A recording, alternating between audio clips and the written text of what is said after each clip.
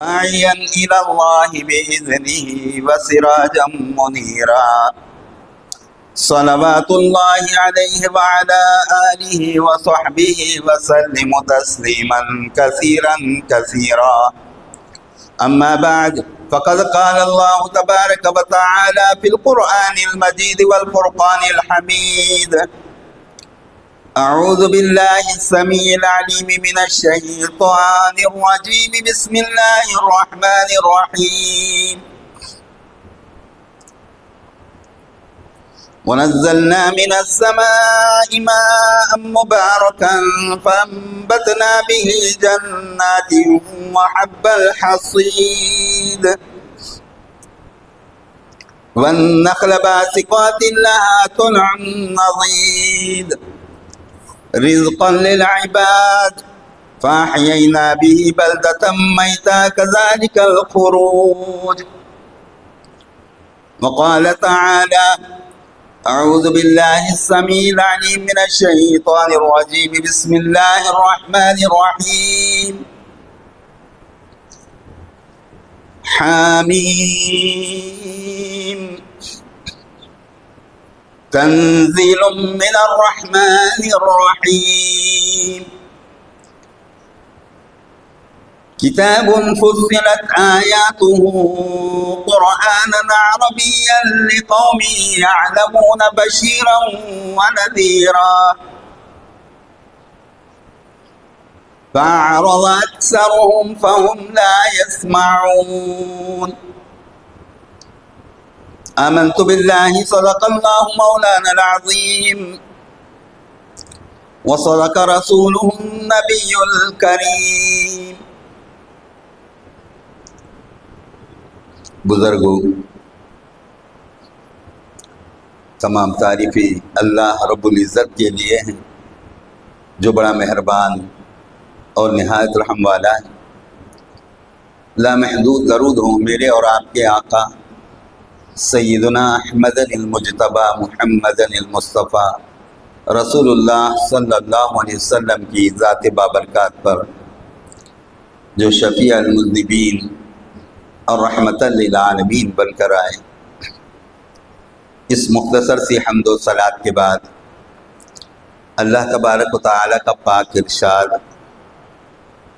حامیم، جس کا ترجمہ کسی نے نہیں کیا، بس اتنا لکھ دیا گیا کہ حامیم، اور روایتوں بھی یہ بات آئی کہ حامیم سے مراد ہمارے آقا سیدنا محمد رسول اللہ صلی اللہ علیہ وسلم کی ذات بابرکات ہے، یعنی حضور صلی اللہ علیہ وسلم کا ایک نام حامیم قرار دیا گیا، اور مختلف نام ہیں ہمارے آقا کے، محمد ہیں، احمد ہیں، حامد ہیں، ماہی ہیں، حاشر ہیں، عاقب ہیں، یاسین ہیں، طٰہٰ ہیں، اور مزمل و مدثر بھی آپ ہی کو کہا گیا۔ یہ سب ہم جانتے ہیں۔ الغرض حامیم کہا گیا یعنی حضور صلی اللہ علیہ وسلم سے مخاطب ہو کر اللہ نے فرمایا: تنزیل من الرحمن الرحیم۔ یہ تنزیل ہے یعنی اتارا ہوا من الرحمن الرحیم، جو بڑا مہربان اور نہایت رحم والا۔ کتاب فصلت آیاتہ، یہ کتاب ہے کہ اس کی نشانیوں کی تفصیل اس میں کی گئی ہے۔ قرآناً عربیہ، عربی زبان میں پڑھنے والی کتاب، لقوم یعلمون، جو علم رکھنے والے لوگ ہیں وہ قوم کے لیے، بشیرا و نذیرا، خوشخبری سنانے والی اور ڈرانے والی کتاب۔ فأعرض أكثرهم، اس سے منہ پھیرنے والے بہت سارے، فہم لا يسمعون، وہ اس کو سنتے نہیں ہیں۔ تو معزز سامعین کرام، اس سے پہلے کہ ان آیات کی طرف چلیں، ہم جس مبارک مہینے میں آئے ہیں یہ شعبان المعظم ہے، بڑی عظمت والا مہینہ ہے۔ اس کے ہم دوسری جمعہ کے اندر غالباً ہیں کہ اس کے بعد ہمارے نزدیک ایک رات آتی ہے جسے ہم شب برات کے نام سے موسوم کرتے ہیں، یعنی نصف شعبان المعظم، شعبان کا آدھا مہینہ گزرنے کے بعد جو رات آتی ہے اس کو ہم لوگ شب برات کہتے ہیں۔ اب اس شب برات کے تعلق سے کتاب انزلنا الیک مبارکا لیدبروا آیاتہ ولیتذکر اولو الالباب، اس آیت کو پڑھا جاتا ہے کہ ہم نے جس کتاب کو اتارا ہے آپ کی طرف ہم نے جو کتاب اتاری ہے وہ برکت والی ہے، تاکہ ہماری نشانیوں کے اوپر تدبر کریں، یعنی غور پر غور کریں، اسے پہچاننے کی کوشش کریں۔ وَلِيَتَذَكَّرَ أُولُو الْأَلْبَابِ، جو اہل دل ہیں ان کو اس کے اندر سے نصیحتیں ملتی ہیں۔ تو معزز سامعین کرام، یہ شعبان کی جو 15ویں رات آتی ہے اسے عرف عام میں لوگوں کے نزدیک یہ بات آتی ہے کہ بعض لوگ کہتے ہیں کہ مردوں کی عید آتی ہے، بعض لوگ کہتے ہیں وہ تو عید ہے۔ تو عید جسے کہتے ہیں وہ پہلے جان لیں آپ حضرات کہ عید کہتے ہیں خوشی منانے کو۔ عید کا مطلب خوشی منانا۔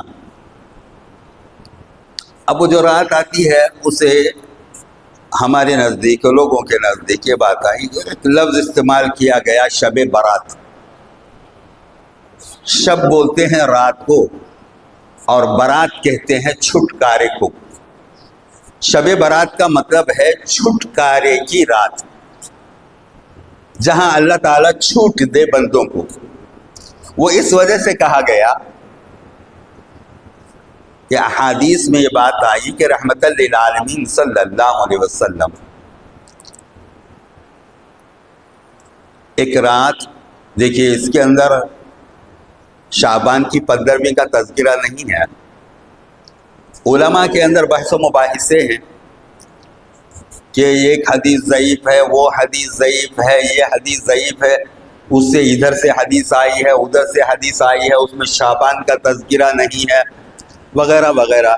یہ علماء کے اندر بحث و مباحثے زیادہ ہیں، عالموں کے اندر جھگڑا زیادہ ہے۔ تو خیر میں آگے چلوں کہ جو شب برات ہے چھٹکارے کی رات، اس کے بارے میں مسلم شریف میں بھی حدیث آئی کہ ایک رات رحمت للعالمین صلی اللہ علیہ وسلم آدھی رات گئے، اپنے گھر سے اٹھے اور گھر کا دروازہ کھولا اور گھر سے باہر نکل گئے۔ تو ام المؤمنین عائشہ صدیقہ رضی اللہ تعالیٰ عنہ ساتھ تھی، انہوں نے دیکھا کہ حضور صلی اللہ علیہ وسلم بغیر بتائے آدھی رات کو کہاں نکلے۔ تو وہ ان کے پیچھے پیچھے، یعنی حضور صلی اللہ علیہ وسلم کے پیچھے پیچھے چھپتی چھپاتی جا رہی تھی، کہیں ایسا نہ ہو کہ حضور صلی اللہ علیہ وسلم دیکھ لیں اور پکار لیں، یہ خیال۔ پھر جیسے ہی چھپتی چھپاتی جاتی ہوئی دیکھ رہی ہے تو حدیث میں بات آئی کہ رحمت للعالمین صلی اللہ علیہ وسلم قبرستان میں داخل ہوئے۔ ایک حدیث میں بات آئی کہ حضور صلی اللہ علیہ وسلم نے 3 مرتبہ ہاتھ اٹھا کر دعا فرمائی۔ حضور صلی اللہ علیہ وسلم نے دعا کی تو ام المؤمنین عائشہ صدیقہ رضی اللہ تعالیٰ عنہ دیکھ کر واپس لوٹ گئیں۔ اور ایک کتاب ایسی ہے جو کہ اہل حدیث علماء کی طرف سے لکھی گئی ہے، یا مبلغ حضرات جو تبلیغ والے کہتے ہیں اپنے آپ کو، ان لوگوں کا گروہ نے لکھا ہے ایک خطبات کی کتاب ہے، اس کے اندر ایک تذکرہ آتا ہے اس حدیث کو لے کر کہ ام المؤمنین عائشہ صدیقہ رضی اللہ تعالی عنہا جب دیکھ رہی ہیں کہ حضور صلی اللہ علیہ وسلم قبرستان میں ہیں، اور اس میں لکھا گیا کہ حضور صلی اللہ علیہ وسلم کو انہوں نے دیکھا کہ وہ سجدے کی حالت میں ہیں، اور حضور صلی اللہ علیہ وسلم اپنی زبان سے کہہ رہے ہیں سجد لک روحی، اے میری جان میں تجھ کو سجدہ کرتا ہوں۔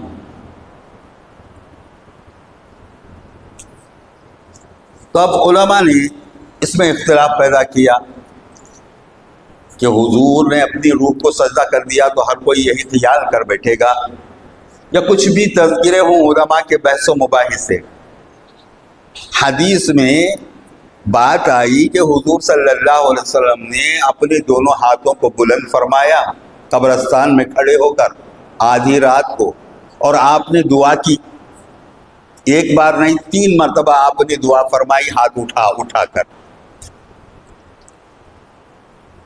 تو اور ایک کتاب سے میں نے آپ لوگوں کو ثبوت دیا کہ سرکار دو عالم صلی اللہ علیہ وسلم سجدے کی حالت میں ہیں، اور آپ فرما رہے ہیں سجد لک روحی، اے میری جان میں تجھے سجدہ کر رہا ہوں۔ چلیں کہ آپ اختلاف میں مت جائیں، بات جو آئی ہے میں نے آپ لوگوں کے سامنے رکھ دی ہے، ہم آگے چلتے ہیں، حدیث کو پورا کر لیتے ہیں۔ پھر جب حضور صلی اللہ علیہ وسلم واپس ہو رہے تھے تو ام المؤمنین عائشہ صدیقہ رضی اللہ تعالیٰ عنہ ذرا جلدی دوڑتی ہوئی گھر کے اندر آ گئی، اور اس طریقے سے لیٹ گئی گویا کچھ بھی معلوم نہ ہو، آرام سے سو رہی ہیں۔ جب یہ حال حضور صلی اللہ علیہ وسلم نے دیکھا تو روایت کے اندر بات آئی کہ حضور صلی اللہ علیہ وسلم نے زور سے آپ کو ایک مارا، اور اسے تفسیر کرنے والے حضرات نے لکھا کہ حضور صلی اللہ علیہ وسلم نے ام المؤمنین عائشہ صدیقہ رضی اللہ تعالیٰ عنہ کو نوچا۔ ام المؤمنین عائشہ صدیقہ رضی اللہ تعالیٰ عنہ کا ارشاد تک ان لوگوں نے لکھا کہ ام المؤمنین عائشہ صدیقہ رضی اللہ تعالیٰ عنہ فرماتی ہے کہ حضور نے جب مجھے مارا تو وہ زور سے، اتنی زور سے مار لگی کہ میرے زبان سے چیخ نکل جاتی، لیکن میں نے جو غلطی کی تھی وہ میں جان گئی، اس وجہ سے میں خاموش رہ گئی، برداشت۔ پھر حضور صلی اللہ علیہ وسلم نے فرمایا اے عائشہ کیا تم ایسا خیال کرتی ہو کہ اللہ اور اس کا رسول تمہارے ساتھ ناانصافی کریں گے؟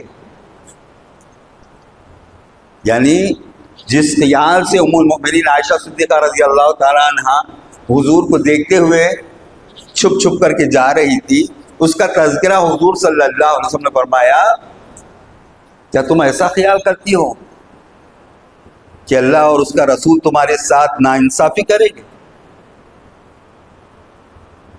پھر مزید احادیث کے اندر جب بات آگے کو آتی ہے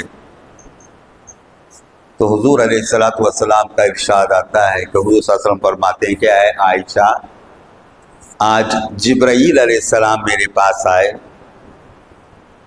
اور انہوں نے مجھ سے کہا کہ یا رسول اللہ صلی اللہ علیہ وسلم آج یہ جو رات ہے اس مبارک رات میں اللہ تعالی ایک نام لیا گیا کہ فلاں قوم کے جو بکرے ہیں ان کے ان بکروں کے جسم میں جتنے بال ہیں، اس ریوڑ میں جتنے بکرے ہیں اور ان بکروں کے جسم میں جتنے بال ہیں، ان بالوں کے برابر اللہ تعالی آج لوگوں کو معاف فرماتا ہے۔ تو آپ ریوڑ کو جانتے ہیں جسے ہماری زبان میں کہا جائے مندہ بکروں کا، اب اس کے بال کتنے ہوں گے؟ اتنے بال، ہر ایک بال کے بدلے میں ایک ایک آدمی کو بھی دیا جائے تو ایک بکرے میں کتنے بال ہوتے ہیں؟ اور اس زمانے میں بکروں کے جو ریوڑ ہوتے تھے، کسی کے اندر 500، کسی کے اندر 1000، کسی کے اندر 2000 بکروں کا ریوڑ ہوا کرتا تھا۔ تو اتنے بکروں کے بال، ہر ایک بال کے بدلے میں ایک آدمی کو اللہ تعالیٰ آپ کی امت کے معاف فرماتا ہے آج رات۔ تو اب لوگوں کو یہ بات سمجھ میں نہیں آتی ہے، حدیث کے اوپر جاتے ہیں، کہتے ہیں یہ حدیث ضعیف ہے، وہ حدیث ضعیف ہے۔ 5 ضعیف حدیثیں ملتی ہیں، 6 مسلم شریف سے صحیح حدیث ملتی ہے، ترمذی سے ملتی ہے، سنن ابی داؤد سے ملتی ہے، بہت ساری حدیث کے کتابوں سے یہ احادیث ملتی ہیں۔ تو اب علماء کا ایک ماحول بن گیا کہ ان کو جہاں کہیں نقص دکھتا ہے وہ نقص کو دکھانا، فوائد بہت کم گنتے اور نقص جو ہوتا ہے اس کو زیادہ پھیلاتے ہیں، بتاتے ہیں کہ یہ حدیث ضعیف ہے، کسی تابعی سے ہے، کسی تابعین سے ہے۔ اس طریقے کی باتیں علماء کے اندر بحث و مباحثہ بن بیٹھی ہیں۔ بہرحال ہم جانتے ہیں، مسلمان ہیں، کہ اللہ تبارک و تعالی یہ جو شعبان المعظم کے مبارک مہینے میں ہم کو داخل فرمایا ہے، حضور صلی اللہ علیہ وسلم کی عادت شریفہ کہ جب رجب کا مہینہ شروع ہوتا تو آپ دعا فرماتے، اے اللہ ہمیں برکت دے رجب میں اور شعبان میں، اور ہم کو رمضان میں داخل فرما۔ تو یہ عادت شریفہ تھی حضور صلی اللہ علیہ وسلم کی۔ رجب برکت کا مہینہ ہے، مبارک مہینہ ہے، شعبان برکت کا مہینہ ہے، مبارک مہینہ ہے۔ اللہ تعالیٰ رجب میں بھی بہت سارے لوگوں کو معاف فرماتا ہے، شعبان میں بھی معاف فرماتا ہے، اور رمضان مبارک کا مہینہ تو آپ حضرات جانتے ہی ہیں کہ اس کے اندر جو محنت کرنے والا ہے اللہ تعالیٰ اس کے لیے بھی ایک رات رکھی ہے جسے ہم بیکاری میں گزار دیتے ہیں، جس کا نام ہے شب قدر، تقدیر کی رات یا لیلۃ القدر، قدر والی رات۔ تو معزز سامعین کرام، رمضان میں بھی ایک رات اللہ تعالیٰ نے رکھی ہے جس سے تلاش کرنے کا حکم کیا گیا کہ رمضان کے 21، 23، 25، 27 اور 29 یہ 5 راتوں میں کوئی ایک رات وہ آپ کو مل جائے گی۔ یہ نہیں کہا گیا کہ 21ویں ہی کو کا ہے، 23 کو ہی ہے، 25 ہی کو ہے، 27 ہی کو ہے یا 29 ہی کو ہے۔ یہ 5 راتیں حضور صلی اللہ علیہ وسلم نے بیان فرمائی کہ اس کے اندر وہ رات آپ کو مل سکتی ہے جو 1000 مہینوں سے بھی افضل رات ہے، جس کے اندر قیام کرنے والے کی اللہ تعالیٰ مغفرت فرماتا ہے، جس میں کھڑے ہو کر اللہ کی عبادت کرنے والے کو اللہ پسند کرتا ہے۔ تو معزز سامعین کرام، اب یہ جو شب قدر کی باتیں میں آپ لوگوں سے کر رہا ہوں، ہماری ایک عادت بن گئی کہ جب وہ قدر والی رات آتی ہے تو اس روز ہم عید منانے پر اڑ جاتے ہیں، اور ہمارے عید منانے کا انداز بھی بڑا اچھا ہوتا ہے کہ آج عید کا دن ہے، نہاؤ دھو پاک صاف ہو جاؤ اور اچھے بہترین کھانے پینے لے آؤ، خوشبودار کھانے، خوب کھاؤ پیو۔ اب جب رات آتی ہے تو نہا دھو کر آدمی جب کھا پی لیتا ہے تو اس کے پیچھے کوئی ہے جو اسے مسجد سے باہر کھینچتا ہے۔ جب مسجد میں کبھی تل کر بھی آدمی چلا گیا تو تھوڑی دیر میں اس کی آنکھیں بند کروا دیتا ہے، کہتا ہے کہ چل باہر چلے جا۔ اب لوگوں کو آپ دیکھیں کہ 15ویں رات کے کو اللہ تعالیٰ نے عبادت کے لیے مخصوص کیا ہو، اس کے اندر جاگنے والے کی اللہ تعالیٰ مغفرت کرتا ہو، اس میں عبادت کرنے والے کو اللہ تعالیٰ پسند کرتا ہو، لیکن ہماری حالت ہم بدلتے نہیں۔ ہم خوب کھائیں گے پیئیں گے، ادھر ادھر ٹہلتے رہیں گے، یوں ہی جیسے رات ہمارے ہاتھ سے نکل گئی دن بھر سوتے پڑے رہیں گے۔ یہ عید ہماری ہے کیا اسی طریقے سے شب برات ملتی ہے؟ ارے اللہ کے بندے، یہ شب برات کا لفظ بھی سمجھو کہ اللہ تعالیٰ تمہیں تمہارے جتنے گناہ ہیں سب کو معاف کرنے کی دعوت دے رہا ہے۔ آ تو میرے لیے سامنے کھڑا ہو اور مجھ سے مانگ۔ حدیث شریف میں یہ بھی بات آئی کہ حضور صلی اللہ علیہ وسلم نے فرمایا کہ اللہ تعالیٰ پہلے آسمان پر نزول فرماتا ہے، تو اب یہ نزول فرمانے کا معنی بھی لوگوں کو سمجھ میں نہیں آتا. یہ تو علماء بھی سمجھ نہیں سکتے. علماء خود ان باتوں کو سمجھنے سے قاصر ہو جائیں گے، یاد رکھیے گا. اللہ تعالیٰ 7 آسمانوں کو چھوڑ کر کے پہلے آسمان پر اتر آئے تو 6 آسمان خالی. کیا معنی نکالو گے؟ حضور صلی اللہ علیہ وسلم نے فرمایا کہ اللہ تعالیٰ شب برات کو پہلے آسمانی دنیا پر نزول فرماتا ہے. کیا معنی ہے اس کا؟ آپ کو کچھ باتیں بتائی جا رہی ہیں حدیث کے ذریعے سے کہ گویا 7 پردے سمجھیں. 7 پردوں میں سے 6 پردے کو اگر سامنے سے ہٹا لیا جائے تو کتنا پردہ باقی رہ گیا؟ یوں سمجھیں اس حدیث کو کہ 6 پردے سامنے سے ہٹ گئے، یعنی 6 دروازے کھل گئے. اب صرف ایک دروازہ باقی رہ گیا ہے. آسمان خالی نہیں ہوئے اللہ سے. ارے اللہ کے بندے، تم اللہ کو اتنا چھوٹا بناتے ہو. یہ عالموں کا ہے، تعلیم جو ہوتی ہے یہ لوگوں کے ذہن کو خراب کرنے کی ہوتی ہے. اور لوگ بھی ہیں ایسے کہ کوئی کچھ کہتا ہے تو اس کی طرف تالیاں بجاتے ہیں، وہ بہت بڑے عالم ہیں، بہت بڑے علامہ ہیں، وہ یہ بول رہے ہیں، وہ بول رہے ہیں، اس طریقے سے. تو اب ہوتا کیا ہے کہ میں نے آپ لوگوں کی سب ایک چھوٹی مثال دے دی ہے کہ 6 دروازے کھول دیے گئے. پہلے آسمان پر گویا اس کا نزول ہو گیا ہے. وہ پہلے آسمان میں بھی ہے، دوسرے میں بھی ہے، تیسرے میں بھی ہے، چوتھے میں بھی ہے، 5ویں، 6ٹے، 7ویں اس کے اوپر. اور یہ زمین جس پر آپ ہیں اس پر بھی اللہ ہے. ایمان اچھا بناؤ. مسلمان ہم ہو گئے ہیں لیکن ہمارا جو اللہ ہے پیدا کرنے والا، اس کو ہم سمجھ نہیں پائے ہیں. ہمارا پیدا کرنے والا ہم کو کیا کیا بتا رہا ہے. تو وہ اللہ آسمانوں میں، وہ اللہ زمینوں میں. وَهُوَ اللَّهُ فِي السَّمَاءِ إِلَٰهٌ وَفِي الْأَرْضِ إِلَٰهٌ. قرآن میں اللہ تعالیٰ نے بتایا کہ میں ہی آسمانوں میں خدا ہوں، میں ہی زمینوں میں بھی خدا ہوں. تو آسمانوں کی اب یہ حدیث دے کر کے آدمی اگر مغالطے میں پڑ گیا کہ اللہ 7ویں آسمان سے پہلے آسمان پر نزول کر گیا، نیچے اتر گیا، تو کیا 6 آسمان خالی ہیں؟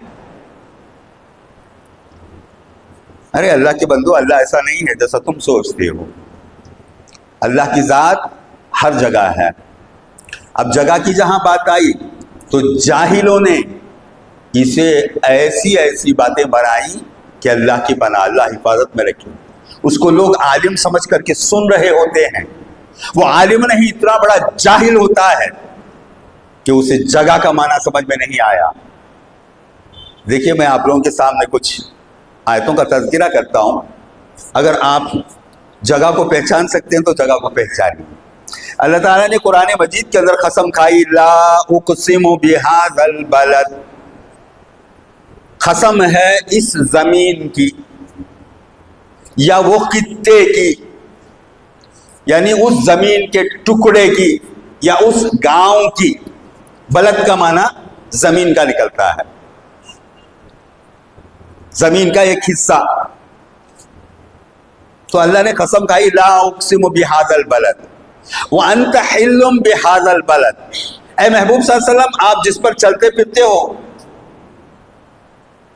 وہ زمین، بلکہ ترجمہ تو یوں ملے گا آپ کو، وانت حل بہذا البلد. اے محبوب صلی اللہ علیہ وسلم، آپ جس خطے میں مقیم ہیں اس زمین کی قسم. اب کوئی عالم ہم کو سکھ رہا ہے کہ اللہ کیا فرماتا ہے. کوئی کہے گا مکہ، کوئی کہے گا مدینہ. اللہ کے بندو، اللہ تعالیٰ نے بڑی عجیب نشانیاں لگا دی ہیں اور ظاہر کی ہیں، اور بہت ظاہر کرنے کا بات کرتا ہے پروردگار. دیکھیے چاند کے 2 ٹکڑے آپ نے دیکھے، سنا ہے آپ نے کہ حضور صلی اللہ علیہ وسلم نے ایک معجزہ دکھلایا کہ چاند 2 ٹکڑے ہو گیا، پھر وہ جڑ گیا. یہ معجزہ کیوں دکھایا گیا؟ یہ سوال ہے. لوگوں کی زبان سے یہ الفاظ نکلے تھے کہ اگر آپ رسول برحق ہو تو آپ چاند کے 2 ٹکڑے کر کے دکھاؤ. تو حضور صلی اللہ علیہ وسلم نے اشارہ فرمایا تو چاند 2 ٹکڑے ہو گیا. ایک احد کے ادھر چلا گیا, ایک احد کے ادھر چلا گیا. احد وہ پہاڑی ہے, بڑی پہاڑی. صرف کٹا نہیں تھا, بازو بازو 2 ٹکڑے نہیں تھے. اس کونے میں ایک ٹکڑا چلا گیا, اس کونے میں ایک ٹکڑا چلا آیا. اچھا, اس سے کیا منع ہے؟ اللہ نے آپ کو کچھ حصہ دیا اس سے. آپ نے حضور کا معجزہ سنا لیکن آپ کو کچھ حصہ ملا. اس زمانے میں لوگوں نے دیکھا تھا, آپ نے دیکھا نہیں. کتاب انزلناہ الیک مبارک لیدبروا آیاتہ ولیتذکر اولو الالباب. آپ اگر اہل دل ہیں, روشن ضمیر ہیں, تو آج بھی آپ کو معجزہ دکھائی دے گا. یہ سمجھنا بڑا کمال ہے. علماء ظاہر جو ہیں اب وہ دور فتن کے اندر آئے ہیں. دیکھیے دور فتن چالو ہو گیا, یہ تو ہم جانتے ہیں کہ فتنوں کا دور ہے. مسلمانوں میں سے مسلمانی چلی گئی.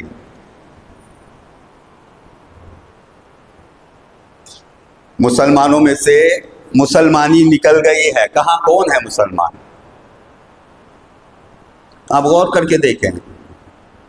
ہم زبان سے بول لیتے کہ ہم مسلمان ہیں, ہاں بھائی ہم مسلمان ہیں. اب وہ کیا, ہم جتنا ہوتا ہم اتنا کرتے ہیں, جتنا ہوتا ہم اتنا کرتے ہیں. مسلمان وہ ہے جتنا ہو اپنی مرضی میں ہو اتنا کرے.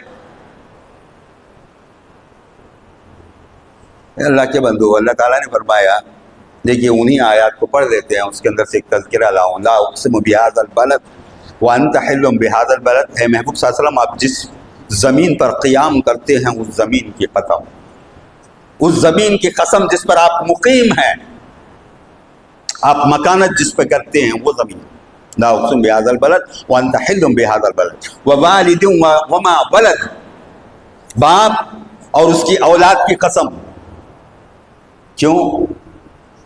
جب شہر مکہ اور شہر مدینہ کی قسم کھائی تو بابا آدم اور ان کی اولاد کو لے رہے ہو.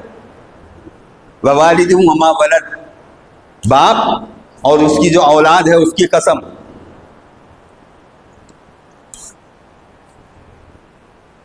لقد خلقنا الانسان فی کبد. تحقیق ہم نے انسان کو پیدا کیا. کبد کا ترجمہ لوگوں نے, علماء ظاہر نے لکھا مشقت میں, تکلیف میں انسان کو پیدا کیا.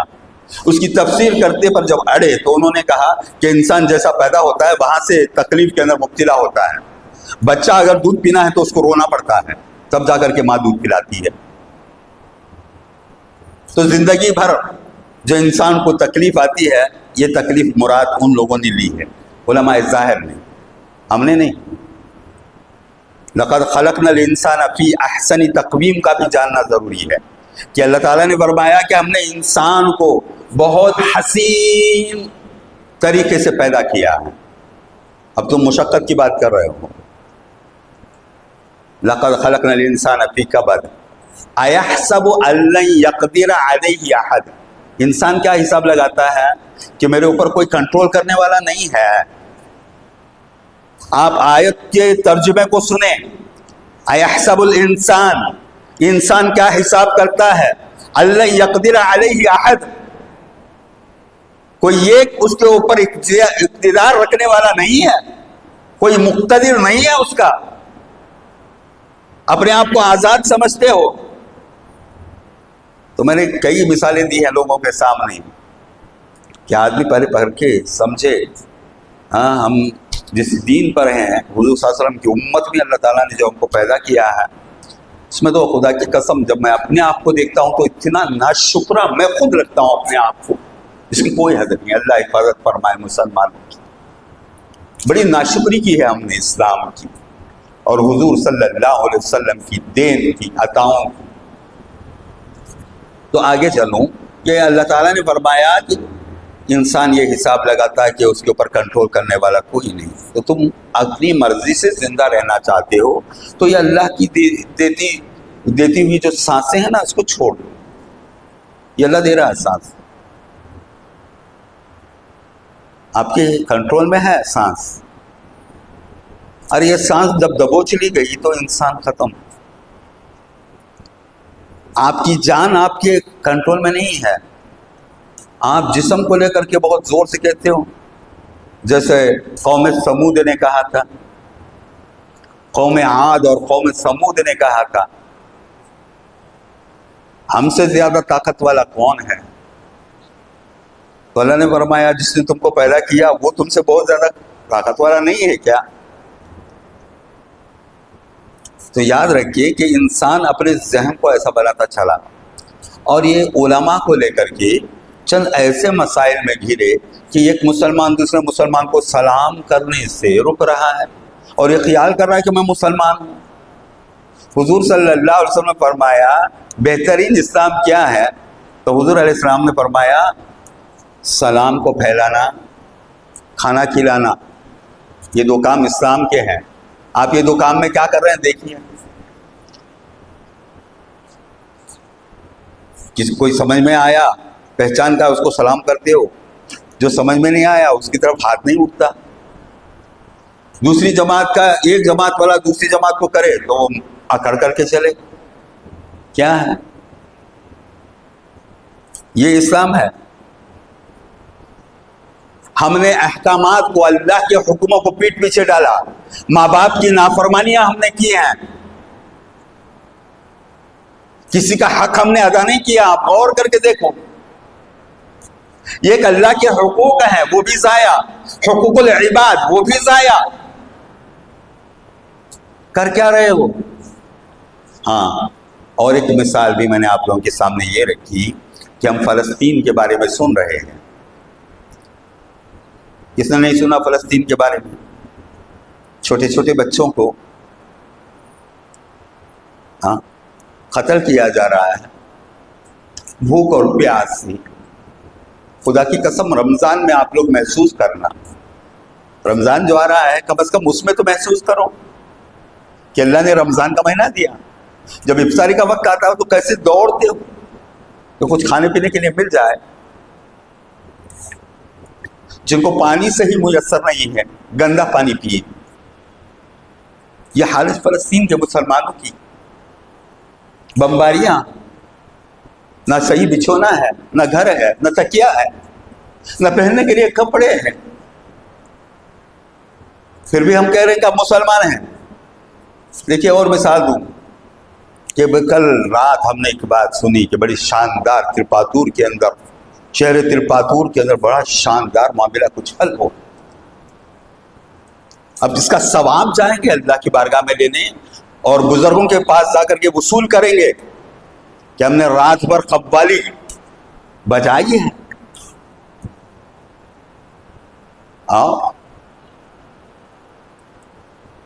وَلَا تُبَذِّرْ تَبْذِيرًا، فضول خرچی مت کرو. ان المبذرین کانوا اخوان الشیاطین، جو فضول خرچی کرتا ہے وہ شیطان کا بھائی ہے.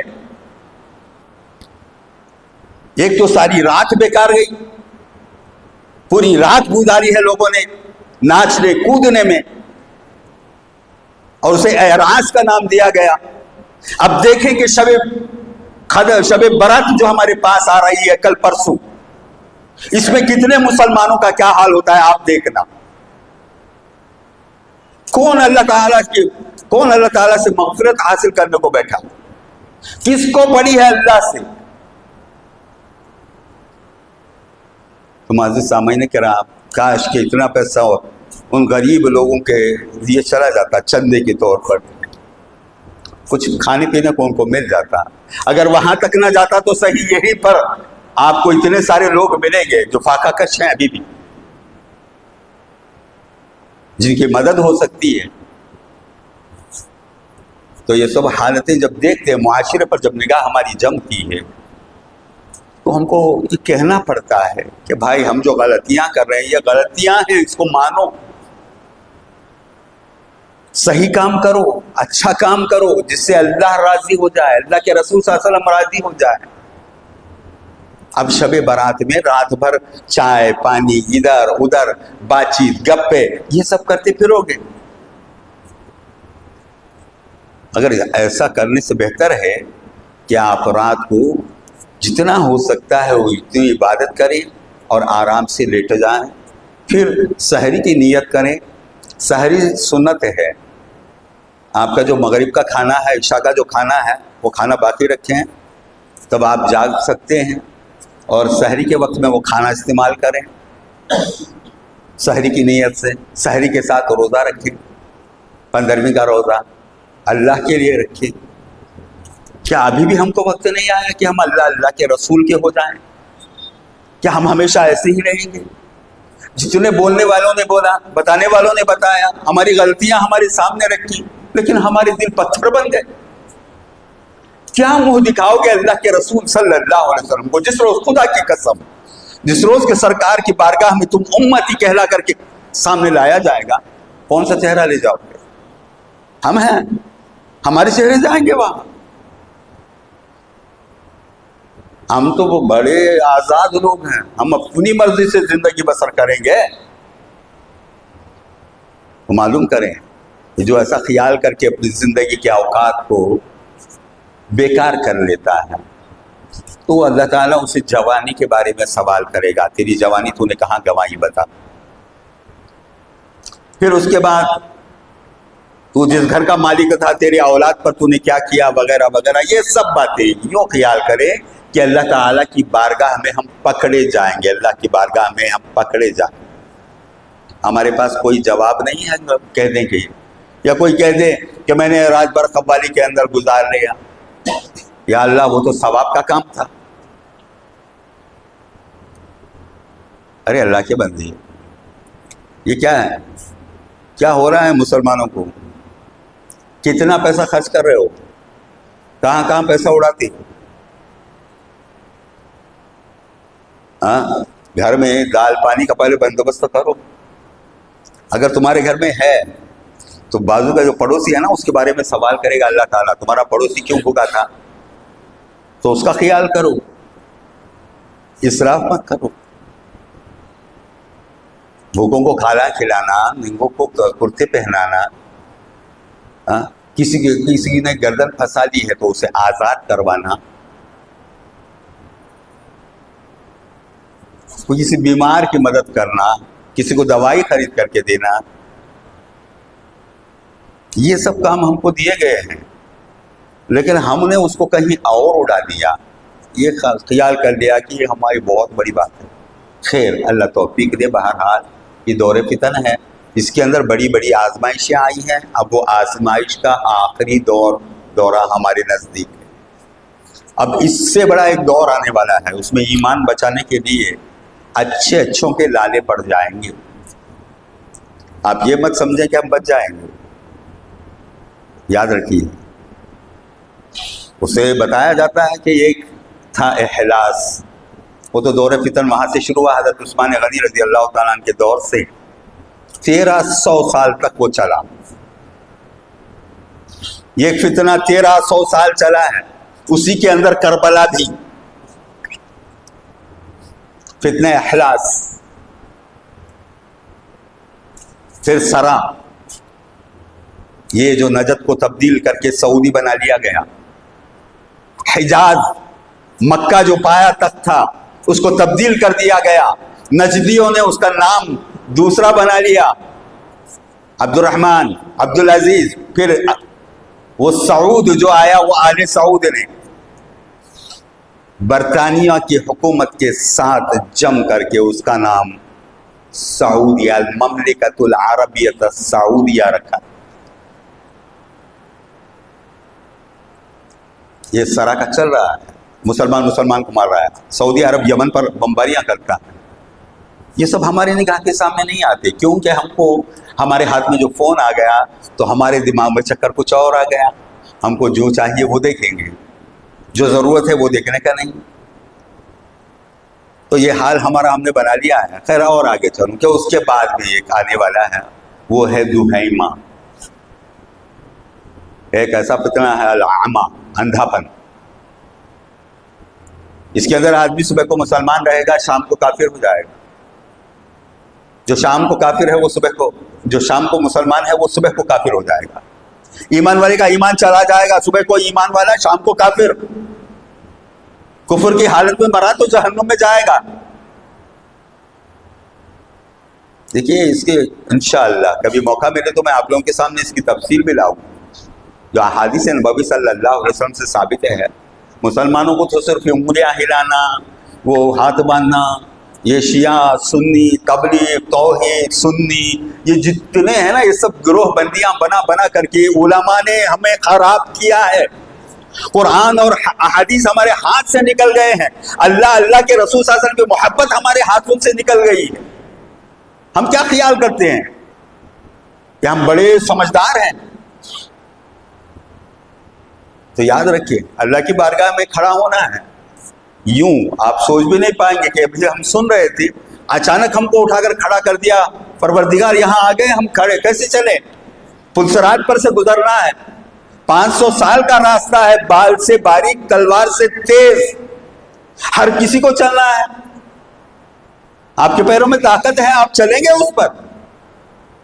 کون مسلمان کہے گا کہ میں بال سے باریک تلوار سے تیز راستے پر گزر جاؤں؟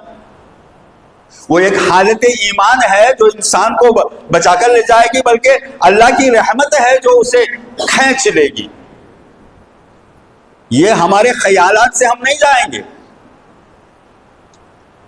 یاد رکھیں، اب قربانیاں جہاں دی گئی تو قربانیوں میں وہ سب سکھا دیا گیا کہ آپ جانور پر بیٹھو گے. تو اس نے کہا کہ میں نے بڑی گائے دی ہے، اس پر ہم 7 آدمی بیٹھ کے جائیں گے. گائے پہ، اونٹ پہ بیٹھ جائیں گے.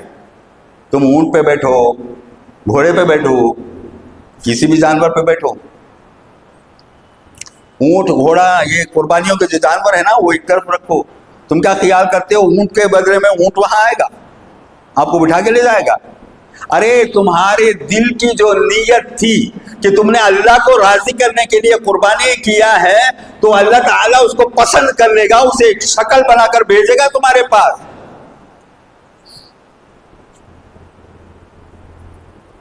وہ نورانی کوئی شے آئے گی جو تم کو کھینچ کر لے جائے گی. یہ بھی ہے. گائے دیے تو گائے پہ، بیل دیے تو بیل پہ، اونٹ دیے تو اونٹ پہ. ایسا ہے کیا؟ یہ علماء نے یہ سب لا کر کے لوگوں کے ذہن میں اتنا ہی نقشہ جما دیا، اب تک ان کو نماز سمجھ میں نہیں آئی. اقیم الصلاۃ لذکری کا معنی اب تک سمجھ میں نہیں آیا کہ میرے ذکر میں نماز کو قائم کرنا ہے. تو اس کا ذکر ان کو سمجھ میں نہیں آیا. 5 وقتہ نماز کے اوپر بول رہے ہیں یہ اتنے 1000 سال چلے گا، وہ اتنے 1000 سال چلے گا، اس کو اتنے کروڑ سال دوزخ میں جانا ہے. گویا یہ فیصلے کرنے بیٹھ گئے. جسے اللہ تعالیٰ نے فرمایا ہے یحسب الانسان، انسان حساب لگاتا ہے. تمہارے سب حساب کتاب خراب ہو جائیں گے. اللہ کے رسول صلی اللہ علیہ وسلم کے نزدیک جو حساب کتاب ہے، وہ کسی کو حساب کتاب دینا ہے. اور بعض وہ ایسے دل والے بھی ہوں گے کہ اللہ، دیکھیے دعا کرنا چاہیے کہ اللہ تعالیٰ ہم کو بھی ان لوگوں کے اندر شریک کرے جو بغیر حساب کتاب کے جاتے ہیں، جو بغیر حساب کتاب کے جاتے ہیں. نہ ان کو کتاب ہے نہ حساب ہے. وہ کہے گا کہ وہ میرے لوگ ہیں، میرے پاس لاؤ. اللہ ان کو پسند کر کے اپنے پاس بلا لے گا. کیا ہمارے دل للچاتے نہیں کہ ہم بھی ایسے جائیں اللہ کی بارگاہ میں شان سے؟ تو مسلمانوں کی حالت دیکھیے. الغرض جو رات آ رہی ہے شب برات کی، دیکھیے وقت کی قلتیں ہیں. میں آپ لوگوں کے سامنے ایک عرضی کے طور پر بات رکھوں گا کہ رات کو آپ بیکار نہ کریں. جہاں تک ہو سکے آپ کو کچھ بھی پڑھنا نہیں آتا ہے، آپ مت ڈرو. کوئی کہتا ہے کہ میں پڑھا لکھا نہیں، تو میں تو کہتا ہوں مجھے اللہ اللہ تو بولنے آتا ہے. لا الہ الا اللہ محمد رسول اللہ تو پڑھ سکتا ہے، بسم اللہ الرحمن الرحیم بول سکتا ہے. رات بھر بول بسم اللہ الرحمن الرحیم، اس کی برکت سے اللہ تیری مغفرت کر دے. تم یہ کرو تو تب معاف کرے گا، تم وہ کرو گے تو تم 15 رکعت پڑھو، تم 300 رکعت پڑھو، تم 500 رکعت پڑھو. ایسی رکعت پڑھو کہ اللہ خوش ہو جائے. اللہ کے لیے پڑھو، 2 رکعت ہی کیوں نہ ہو. اللہ کو راضی کرو اور اس سے مغفرت طلب کرو. جسے سورہ یاسین یاد ہو وہ سورہ یاسین کی تلاوت کرے، اور جو دیکھ کے پڑھ سکتا ہے وہ بھی نیت کر کے پڑھ لے. جیسا کہ معمول ہے کہ مغفرت کے لیے ایک یاسین پڑھی جاتی ہے، عمر کے درازی کے لیے ایک یاسین پڑھی جاتی ہے، رزق کے لیے ایک پڑھی جاتی ہے. تو اللہ تعالیٰ یہ سب چیزیں دینے کو راضی ہے، دینے کی ذات ہے وہ. ہم نے مغروری کر کے اسے حاصل نہیں کیا ہے. کتنی مثالیں ہیں لوگوں کے سامنے. جب مؤذن اذان دیتا ہے فجر کی تو آدمی غفلت میں سوتا ہے، لیکن ایسا بھی ہے کہ رات کے 3 بجے اس کا کاروبار چالو ہوتا ہے، مارکیٹ جاتا ہے، ترکاریاں بیچتا ہے، رات کے 3 بجے نیند میں سے جاگ جاتا ہے اور اسے 5 بجے کی کوئی خبر نہیں. اس کی ضرورت صرف پیسہ.